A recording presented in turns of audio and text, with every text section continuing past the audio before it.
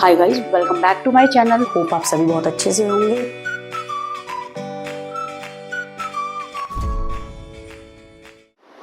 Hi students, welcome back to my channel. Hope आप सभी बहुत अच्छे से होंगे।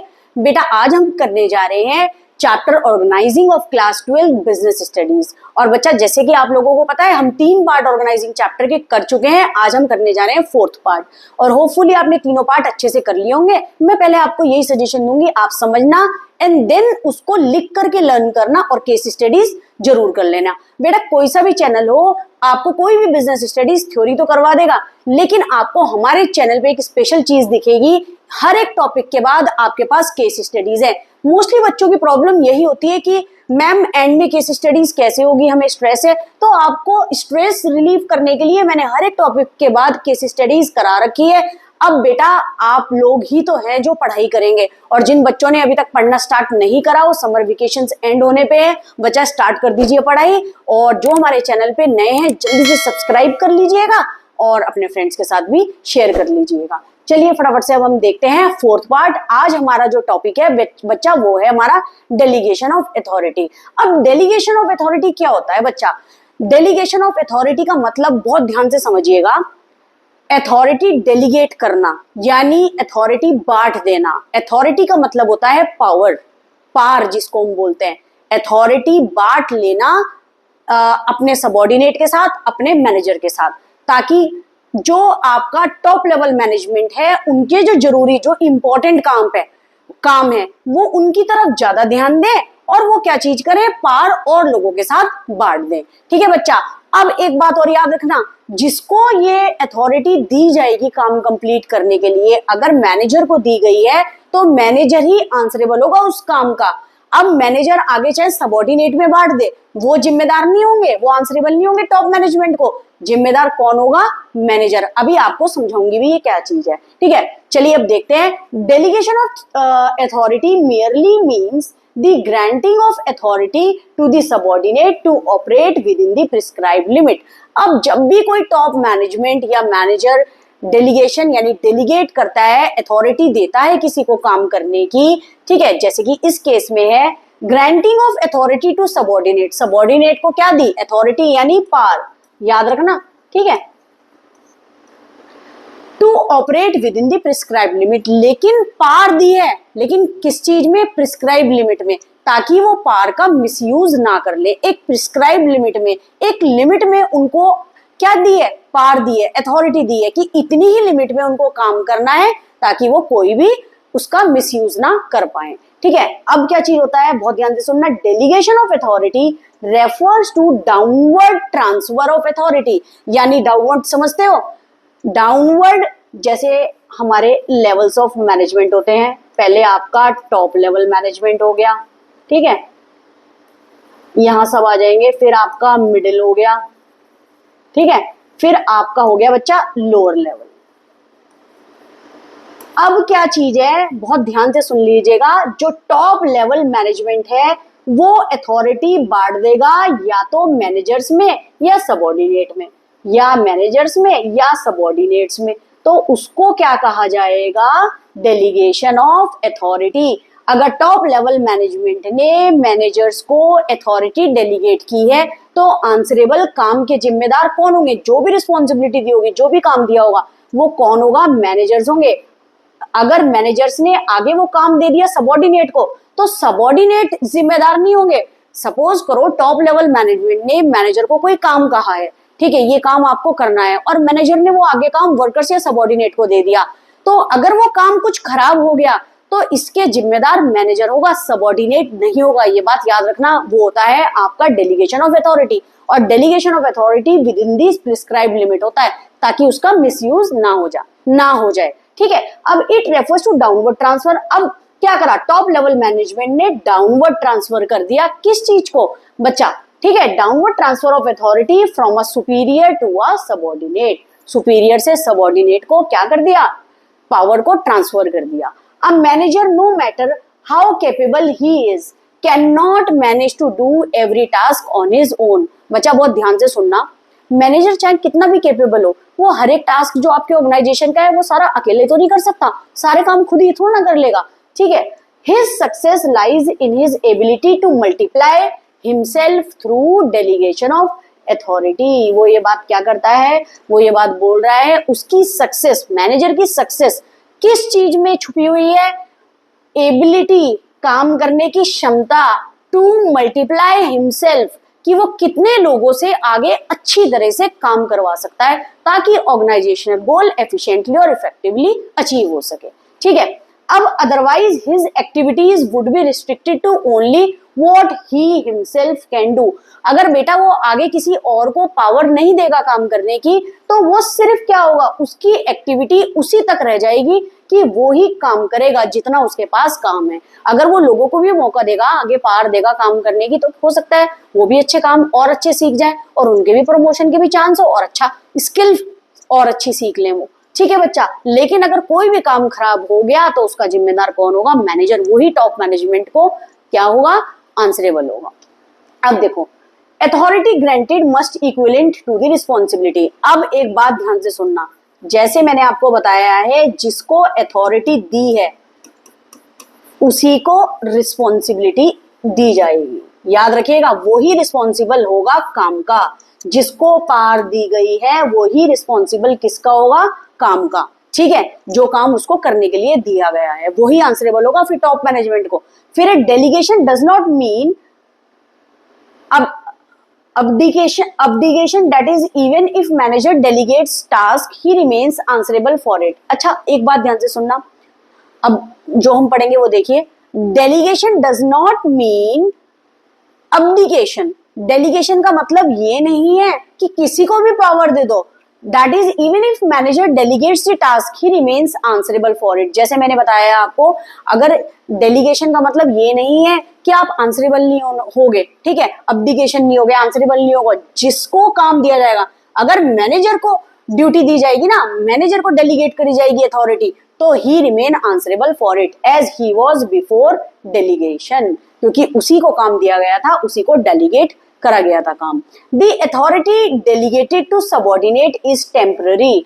जो सबऑर्डिनेट को डेलीगेट करी जाती है ना बच्चा, पावर दी जाती है काम करने की, वो टेम्पररी होती है। That is it can be withdrawn by the superior at any time. कभी भी सुपीरियर उससे छीन सकता है वो पावर। ठीक है, समझ गए बच्चा ये चीज? ठीक है, क्लियर है ना?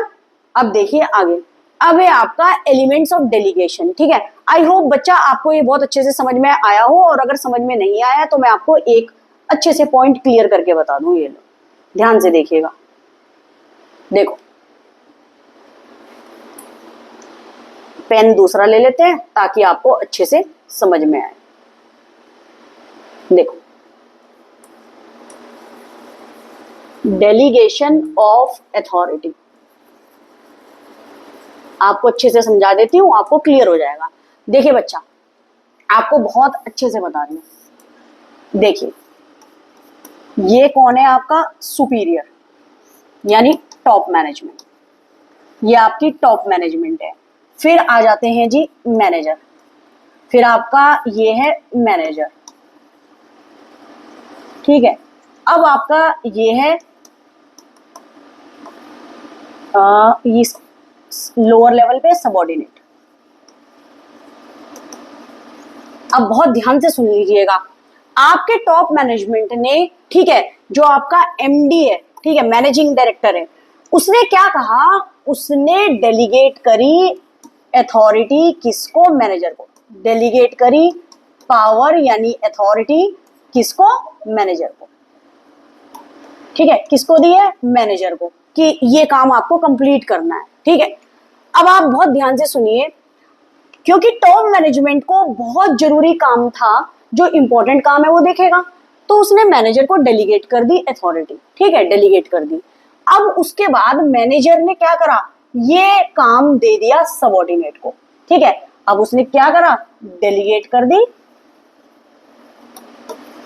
अथॉरिटी यानी पावर किसको, सबऑर्डिनेट को, कि ये काम कंप्लीट कर देना। ठीक है, अब उसके बाद ध्यान से सुनना, सपोज करो अब सबऑर्डिनेट ने कुछ काम गलत कर दिया, जो काम करना था वो प्रॉपर, जो गोल थे ना वो अचीव नहीं हो पाए, जो गोल थे वो अचीव नहीं हो पाए, तो आंसरेबल इस केस में कौन होगा, ध्यान से सुनना, टॉप मैनेजमेंट को आंसरेबल मैनेजर होगा।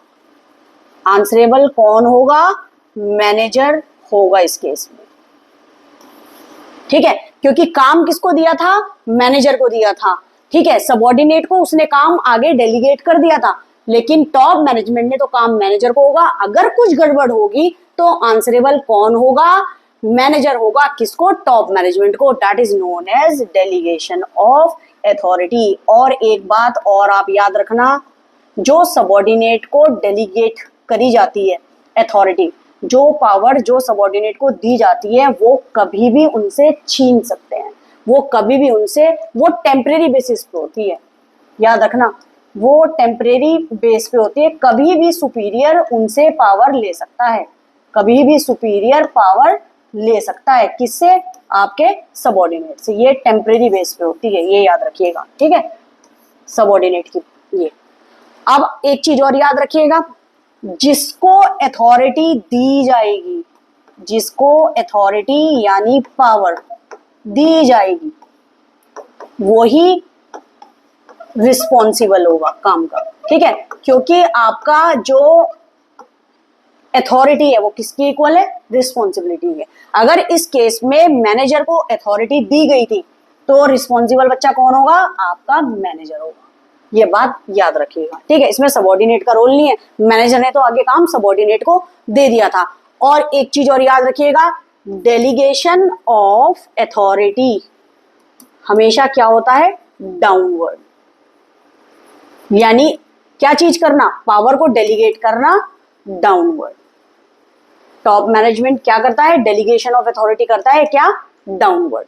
आई होप आपको अब अच्छे से क्लियर हो गया होगा ये डेलीगेशन ऑफ अथॉरिटी है क्या, ठीक है। चलिए अब हम देखते हैं एलिमेंट्स ऑफ डेलीगेशन क्या है। पहला है आपका रिस्पॉन्सिबिलिटी। अब रिस्पॉन्सिबिलिटी बच्चा क्या होता है, responsibility is the obligation. Obligation बच्चा क्या होता है, ऑब्लिगेशन होता है रूल्स एंड रेगुलेशंस को मानना, ऑब्लिग करना, ठीक है। तो क्या चीज है, रिस्पॉन्सिबिलिटी, ऑब्लिगेशन है सबऑर्डिनेट का, subordinate rules and regulation, responsibilities जो बनाई हुई होंगी उसको क्या करेंगे, ये डिसिप्लिन में रह के मानेंगे।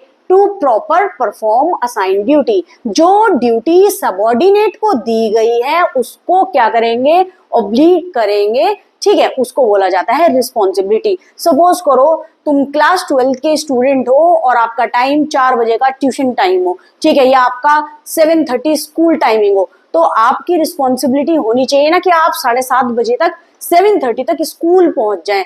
तो और अगर आपको स्कूल में होमवर्क मिला है तो वो आपकी रिस्पॉन्सिबिलिटी है, जो आपको ड्यूटी दी गई है, असाइन ड्यूटी है, आप वो काम ऑब्लिग यानी काम कंप्लीट करें। अगर आपको क्लास का मॉनिटर बनाया एग्जाम्पल है ये, तो क्या चीज करेंगे, अब असाइन ड्यूटी थ्रू टीचर से आपको दी गई है, आप ऑब्लिग करोगे यानी रिस्पॉन्सिबल हो गए उस ड्यूटी के, ठीक है, उसको क्या करोगे, अच्छे से उस ड्यूटी को करोगे।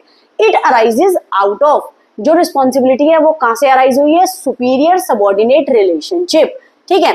It follows upward, that is subordinate will always be responsible to his superior.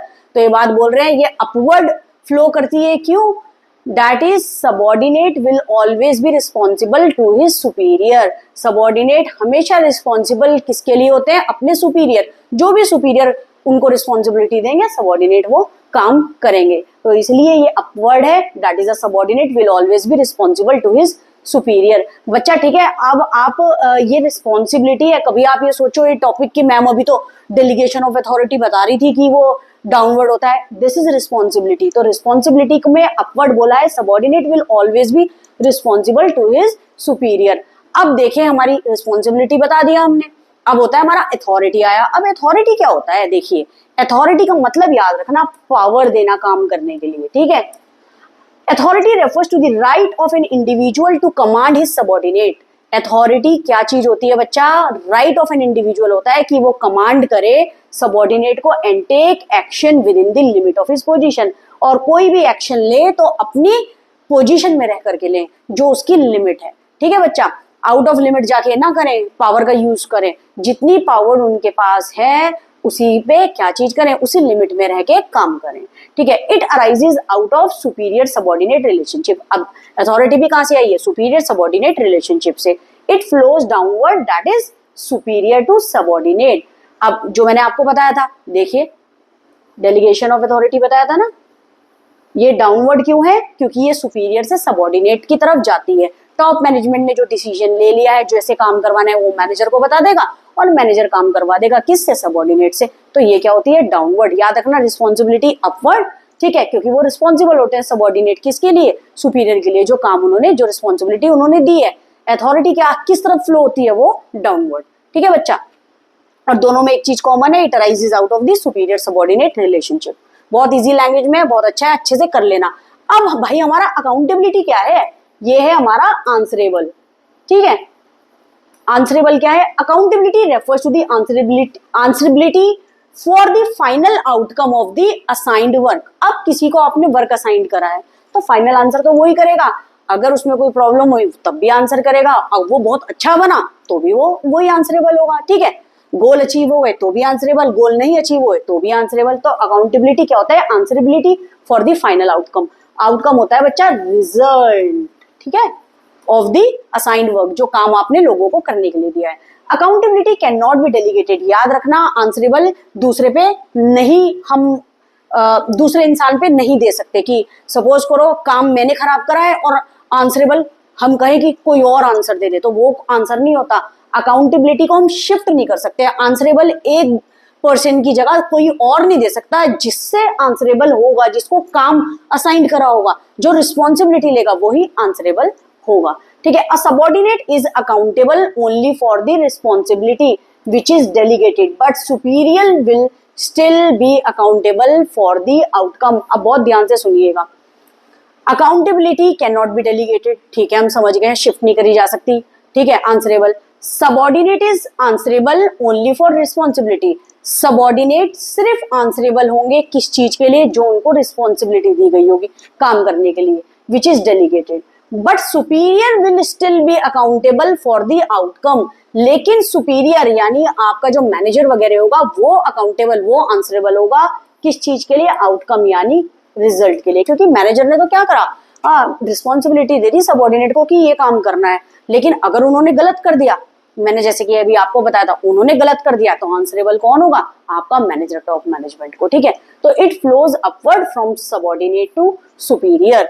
तो आपके अकाउंटेबल आंसरेबल क्या होता है, सबॉर्डिनेट से सुपीरियर की तरफ फ्लो अपवर्ड, क्योंकि टॉप मैनेजमेंट को सबॉर्डिनेट ही तो आंसरेबल होगा, ठीक है। पहले देखो क्या क्या होगा, ये देखो, ये आपका टॉप लेवल हो गया, ठीक है, ये आपका मिडिल लेवल हो गया, और ये आपका लोअर लेवल हो गया भाई। ये अब लोअर लेवल हो गया, तो आंसरेबल अगर होंगे, रिस्पॉन्सिबिलिटी इन्होंने दी है तो आंसरेबल ये इनको होंगे जो रिस्पॉन्सिबिलिटी दी है, और फाइनल आंसर मैनेजर को कौन देगा, आपका मिडिल मैन, जो कि मैनेजर होगा आपका। ये आपके लोअर लेवल पे सबॉर्डिनेट हो गए, और ये तो आपके एमडी हो गए, ठीक है, बोर्ड ऑफ डायरेक्टर्स हो गए, ये सब इसके अंदर जाएगा, ठीक है। चलिए आगे देखते हैं। अब आगे है आपका difference between authority, responsibility, accountability. चले देखें क्या होता है मीनिंग।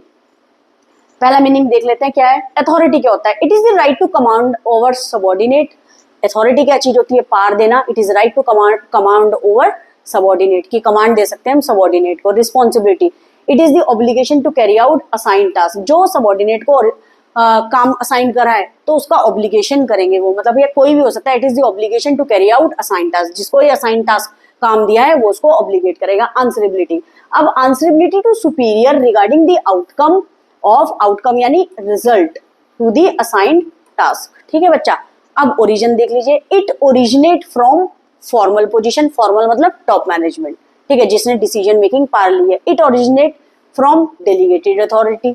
ये रिस्पॉन्सिबिलिटी कहाँ से आती है, डेलीगेटेड अथॉरिटी, जिसको पावर दी है वो आगे क्या करेगा, रिस्पॉन्सिबिलिटी ये भी लेगा, रिस्पॉन्सिबल भी होगा काम करने के लिए। Accountability, it arises out of the responsibility. जो रिस्पॉन्सिबिलिटी लेगा काम करने की वो आंसरेबल भी होगा। जैसे आपको एक एग्जांपल मैनेजर वाला दिया था, nature, it is a power.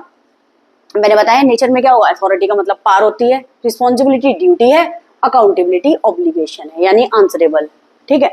Direction, it flows downward, it flows upward, और ये भी अपवर्ड। ओनली अथॉरिटी डाउनवर्ड आएगी, ये भी अपवर्ड है, ये भी अपवर्ड है। It flows upward, it can be delegated, but the superior will still responsible for the whole work. Manager ही रिस्पॉन्सिबल होगा होल वर्क के लिए, और ये भी अपवर्ड है, आंसरेबल अपवर्ड जाएगा। ठीक है, डेलीगेशन अथॉरिटी में इट कैन बी डेलीगेटेड, हाँ जी डेलीगेट कर सकते हैं, ठीक है, क्योंकि अथॉरिटी हमेशा डाउनवर्ड चलती है। It can not be delegated, responsibility हम कभी भी डेलीगेट नहीं कर सकते, और it can not be delegated, answerable shift नहीं कर सकते, कोई और आंसर नहीं दे सकता एक पर्सन की जगह। ठीक है, अब देख लीजिए importance of delegation. Importance of delegation में चाहे तो आप शॉर्ट वर्ड में निमोनिक कोड में कर लेना, और नहीं तो आप आगे पीछे इसकी आप हेडिंग लिख सकते हैं। और बच्चा एक बात याद रखना, बस प्रोसेस में आपको जैसे बताया है वैसे ही लर्न करना है, बाकी आगे पीछे लिख सकते हैं। Facebook my best year I, यानी FBMBEE, ठीक है, ये इसकी शॉर्ट फॉर्म है। ठीक है, FBMBEE, ये क्या चीज है? Importance of delegation. Facilitate growth of organisation, basis of management hierarchy, motivates employees, better coordination, effective management और एम्प्लॉय डेवलपमेंट। चलिए इसकी डिटेल पढ़ते हैं बच्चा। फिर आपका है पहले importance of delegation of authority. देखिए, can an overburdened manager take help from his subordinate? If yes, explain the importance of concern concept. ठीक है, अब इसकी तरह क्वेश्चन आपको एग्जाम में पूछ सकते हैं, can overburdened manager take help from his subordinate? If yes, तो एक्सप्लेन करो भाई कैसे ले सकता है the importance of concern concept. ठीक है, अब ये याद रखना, बोर्ड एग्जाम में इस तरह का क्वेश्चन आपसे पूछ सकते हैं, इसलिए मैंने यहाँ पे क्वेश्चन की फॉर्म में लिख दिया है आपके सामने। अब आंसर क्या हो जाएगा? डेलीगेशन ऑफ अथॉरिटी की इंपॉर्टेंस है पहले, facilitates growth. Delegation of authorities facilitates growth and expansion of an organization by providing trained and experienced personnel, that means staff, ठीक है बच्चा, staff for new ventures and projects। अब बहुत ध्यान से सुनिएगा, facilitates growth में delegation of authority, अगर आप पार delegate करते हो, किसी और को देते हो, तो इससे growth और expansion होगा organization का। कैसे? by providing trained and experienced personal, that is staff, एक नए काम के लिए और एक नए प्रोजेक्ट के लिए। क्योंकि क्वेश्चन क्या था, can an overburden manager take help from his subordinate? Yes. क्यों? इससे क्या होगा? ग्रोथ हो सकती है, स्किल भी डेवलप्ड हो सकती है। तो पूरा स्टाफ जब ट्रेंड है, एक्सपीरियंस है फॉर न्यू वेंचर और प्रोजेक्ट के लिए, तो ऑर्गेनाइजेशन गोल इजीली अचीव हो सकते हैं और फैसिलिटेट ग्रोथ भी हो सकती है। Basis of management hierarchy. Basis of management hierarchy क्या होता है? Delegation of authority establishes superior subordinate relationship। देखिए, delegation of authority establishes what? delegation of authority क्या चीज होता है? पावर को जब आप डेलीगेट करोगे, इससे superior subordinate relationship बनाता है, उससे ही delegation of authority आती है। which are the basis of hierarchy of management? hierarchy of management क्या चीज होती है? hierarchy होती है टॉप पोजीशन से लोअर पोजीशन तक, and flow of authority which determines who has to report to whom। अब एक बात ध्यान से सुनना, ये फ्लो ऑफ अथॉरिटी बता रहा है। डेलीगेशन ऑफ अथॉरिटी क्या होता है? डाउनवर्ड, तो इसके अंदर क्या चीज है? और हायरार्की भी क्या होता है? टॉप से लोअर तक। तो इसमें बोल रहा है डेलीगेशन ऑफ अथॉरिटी क्या इस्टेब्लिश करती है? सुपीरियर सबऑर्डिनेट रिलेशनशिप, जैसे अभी मैंने आपको बताया था। Which are the basis of hierarchy, जो आपका क्या बेस बनाता है? हायरार्की, क्योंकि टॉप पोजीशन से लोअर पोजीशन तक, क्योंकि सबऑर्डिनेट तो लोअर पे होते हैं और सुपीरियर पहले होते हैं। It is a degree and flow of authority, जो पार फ्लो करेगी वो बताएगी किसको कब रिपोर्ट करना है। तो ये क्या चीज हो जाएगा? आपका बेसिस ऑफ मैनेजमेंट हायरार्की। बहुत इजी है बच्चा, इसको पढ़ना एक बार आपको अच्छे से समझ आ जाएगा। ठीक है, फिर है आपका मोटिवेशन ऑफ एम्प्लॉयज। अब मोटिवेशन ऑफ एम्प्लॉयज क्या होता है? When authority is delegated to subordinate. अब ध्यान से सुनना, जब अथॉरिटी डेलीगेट कर दी गई बच्चा, अब अथॉरिटी क्यों डेलीगेट कर दी गई? क्योंकि वो क्या है? हायरार्की ऑफ मैनेजमेंट है। क्यों? टॉप से लोअर पे, तो इसमें अथॉरिटी यानी पावर डेलीगेट कर दी गई सबऑर्डिनेट को। उनसे क्या होगा? वो मोटिवेट होंगे to do their job with greater responsibility. इससे क्या होगा? जब आप सबऑर्डिनेट को भी अथॉरिटी दोगे, काम करने की पावर दोगे, तो वो जॉब और अच्छा करेंगे और मोटिवेट होंगे और अपने जॉब के लिए ग्रेटर रिस्पॉन्सिबल होंगे। तो this improves their confidence and encourage to improve the performance. उससे उनका कॉन्फिडेंस भी अच्छा होगा और बच्चा क्या होगा? उनकी परफॉर्मेंस और अच्छी होगी, क्योंकि वो एनकरेज होंगे कि उनके सुपीरियर ने उनको क्या करा? डेलीगेट करी authority.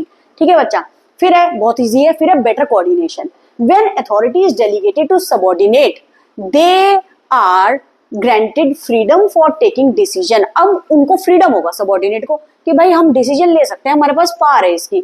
Bye themself they do not run to their seniors, वो अपने सीनियर्स के पीछे नहीं भागेंगे फॉर सीकिंग देयर एडवाइस की पहले हम उनसे एडवाइस लें, अब अपने डिसीजन ले सकते हैं क्योंकि उनके पास पावर है।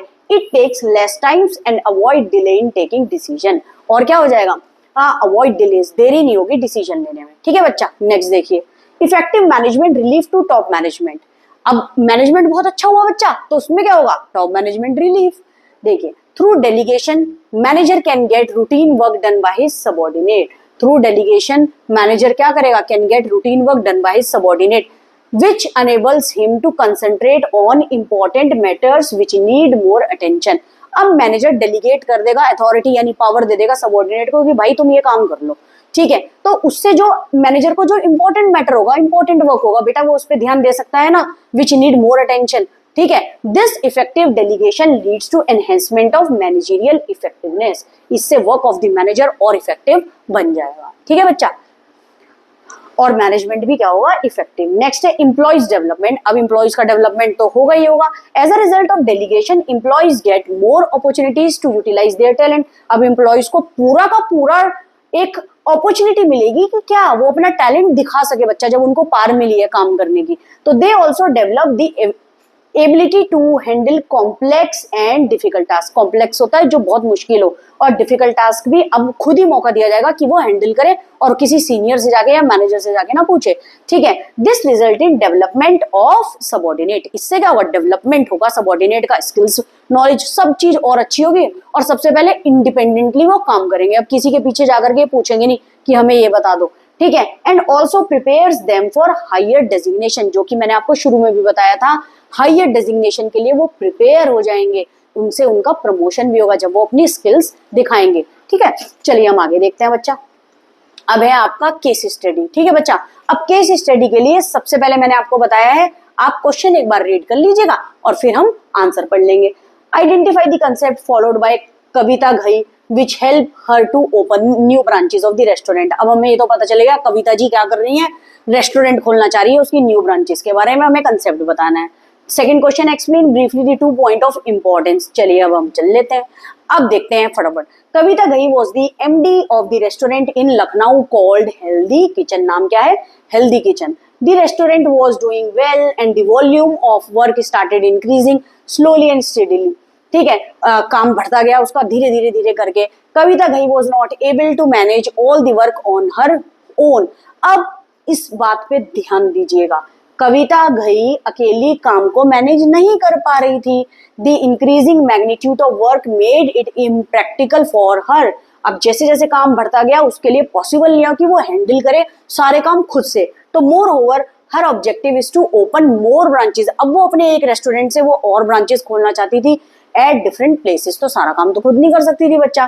तो शी अपॉइंटेड निखिल गुप्ता, बहुत ध्यान से सुनिएगा, अपॉइंट करा निखिल गुप्ता को जनरल मैनेजर की पोस्ट पर, ठीक है, of Healthy Kitchen in Lucknow. ठीक है, and gave him the right to command his subordinate. और उसको क्या कर दिया, डेलीगेशन ऑफ अथॉरिटी, पावर दे दी कि वो अपने सबॉर्डिनेट को क्या करे, कमांड करे। And to take action within the scope of his position, prescribe limit में जितनी उसकी पोजीशन है, जितनी उसको पावर दी गई है, वो कोई भी एक्शन ले सके। कौन, निखिल गुप्ता।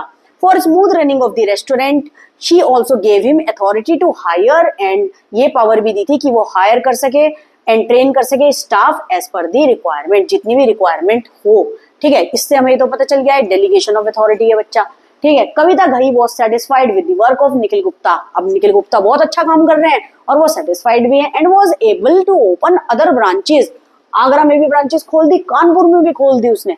ठीक है बच्चा, तो बहुत ईजी हैगा। ठीक है, और एग्जाम में आ जाता है, बोर्ड एग्जाम में। तो कंसेप्ट क्या है, delegation has been followed by Kavita Ghai which help to her to open the new branches of the restaurant. 2 point क्या हाईलाइट कर रहे हैं बच्चा, इंपॉर्टेंस, इफेक्टिव मैनेजमेंट, जो भी आपको पढ़ाया था।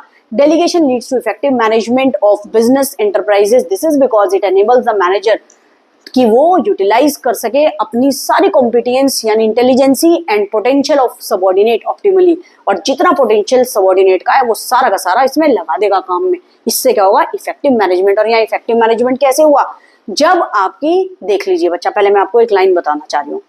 जब क्या चीज करा, कौन थी भाई, कविता घई ने क्या चीज करा, जनरल मैनेजर को अपॉइंट करा हेल्दी किचन के, और उसको कमांड करने के लिए, and gave the right to command his subordinate and to take action in the scope of his position, ताकि smooth running of the restaurant हो सके। और उसके बाद वो सेटिस्फाइड भी थी, अदर ब्रांचेस भी खोल ली उसने, तो ये इफेक्टिव मैनेजमेंट था ना। तो आप इसमें भी लिख सकते हो, अगर कोटेड लाइन लिखने के लिए आ जाए ना ऐसे केस स्टडी में, तो वहां से उठा करके लिख देना, कभी आपसे पूछ भी लें वो तो, ठीक है। फिर employee development, when the subordinate are interested with more opportunities, ठीक है। जब देखिए एम्प्लॉय डेवलपमेंट कैसे होगा, जब सबऑर्डिनेट को ज्यादा से ज्यादा मोर अपॉर्चुनिटीज दी जाती है ना काम करने की, जैसे इसमें बताया था, टू यूटिलाइज देयर टैलेंट, ठीक है, तो कि परफॉर्म करे कॉम्प्लेक्स टास्क भी, तो and assume those responsibility which is likely to improve their career prospects, जिससे उनका कैरियर और अच्छा और चांसेस हो सके उन्हें हायर पोजीशन में जाने के लिए, प्रमोशन भी हो सके, नॉलेज स्किल्स वो सारी इसमें दिखा दें। तो ये दो आपके एम्प्लॉय डेवलपमेंट और ये हो गए, ठीक है बच्चा। अब आया डिसेंट्रलाइजेशन। डिसेंट्रलाइजेशन करेंगे अपनी नेक्स्ट वीडियो में, थोड़ी छोटी छोटी वीडियो इसलिए बना रही हूँ, ये भी बहुत बड़ी हो जाती है बेटे, ठीक है, ताकि आप भी इसको देख लें, अच्छे से पढ़ सकें, और नेक्स्ट वीडियो में फिर मिलेंगे। Thank you so much for watching my video. Friends के साथ शेयर जरूर करना और एंड तक वीडियो को जरूर देखना। Thank you so much.